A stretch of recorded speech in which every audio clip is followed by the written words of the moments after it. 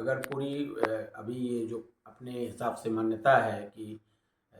राम जो है अयोध्या लौटते हैं और उनके उस पूरी खुशी के रूप में लोग दीप जलाते हैं, या खुशी के रूप में उस समय जो भी व्यवस्था हो, है ना, पटाखे फोड़ते हैं।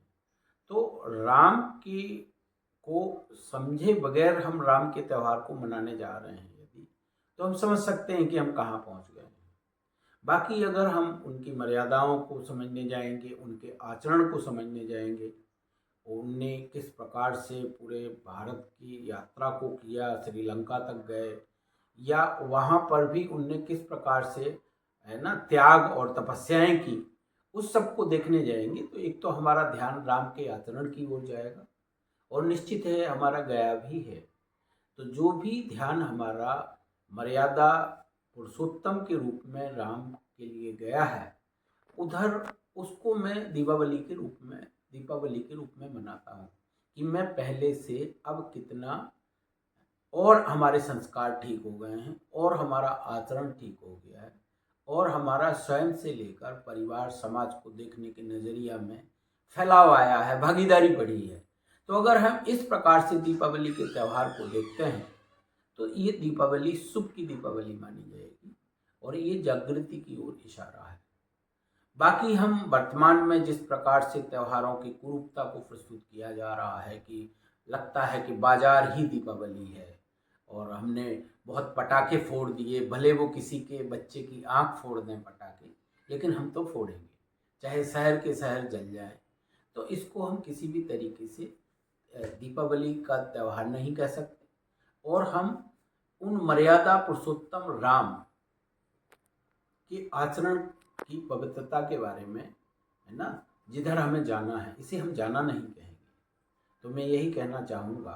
कि अभी मैंने अपने में जैसे जैसे मैंने मध्यस्थ दर्शन का अध्ययन किया है, तो मैं ज़िंदगी की वास्तविकताओं को देख पा रहा हूँ, और उसमें मैंने यही देखा है कि यात्रा स्वयं की ही है ना।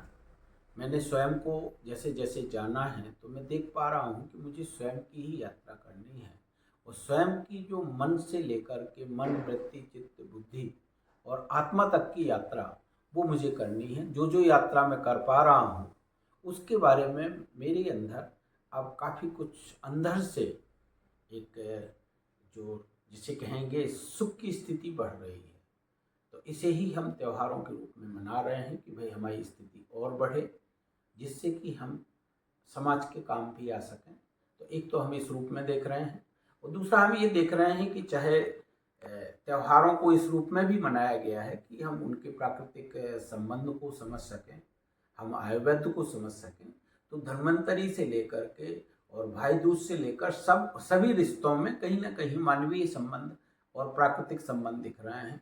तो इन प्राकृतिक संबंधों को भी हम समझ सकें, जिससे कि आने वाले जो दीपावली के बाद मौसम के परिवर्तन है,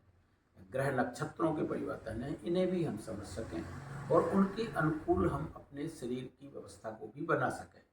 तो इन सबका त्योहारों का कोई ना कोई मीनिंग है, या तो वो मानवीय संबंधों को छूता है और या प्राकृतिक संबंधों को छूता है। तो इसी रूप में संबंध को हम भी देख पा रहे हैं।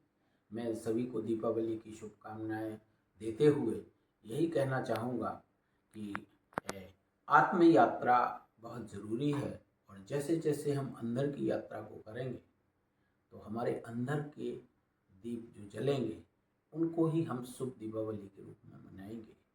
और वहीं से हम संबंध व्यवस्था और सहअस्तित्व को देख पाएंगे और बैर मुक्त हो पाएंगे। यदि हम समाज में घृणा, द्वेष, विद्रोह, द्रोह देख रहे हैं तो निश्चित अभी हमारी यात्रा हुई नहीं है, अभी हमारी मानवीयता की यात्रा पूर्ण नहीं हुई है। और यदि हम इससे निकल गए हैं, हम दीवार मुक्त हो गए हैं, तो निश्चित हमारी यात्रा होने को है या हो रही है। तो हम अपनी यात्रा को बढ़ाते रहें। सभी को मेरी शुभकामनाएं।